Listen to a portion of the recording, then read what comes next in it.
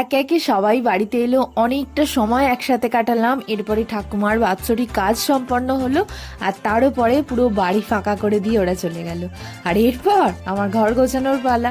তাই আমি শুরুয়াতটা করলাম বিছানার চাদর আর বালিশের উয়ার দিয়ে, কারণ অনেকগুলো বিছানার চাদর জমে গেছে আর বালিশগুলো তুলে রাখতে হবে, সেই জন্য এইগুলো দিয়ে শুরুয়াত করলাম।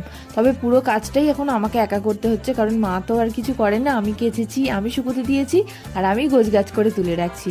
আর এদিকে ঠাকুরের বাসনগুলোও পড়ে রয়েছে, সেই জন্য আজকে মাজতে বসলাম। তবে আমাদের ঠাকুরমশাই এবারে বলেছে, যেহেতু মানে বাৎসরিক কাজটা একটা নেগেটিভ অর্থে, তো সেই জন্য পুরো বাসনগুলো প্রথমে ঘি মাখিয়ে তারপরে হচ্ছে যে মানে যে কোনো আগুনে একটু পুড়িয়ে নিয়ে মাজতে। তো সেই জন্য আমি সেই কথা মতোই ঘি মাখিয়ে তারপরে বাটিতে পুরো ভালো করে মানে গরম করে নিয়ে তেঁতুল দিয়ে ভালো করে পরিষ্কার করে মাজলাম। আজকের মতো টাটা। আপনারা প্রত্যেকে ভালো থাকবেন, সুস্থ থাকবেন। নমস্কার।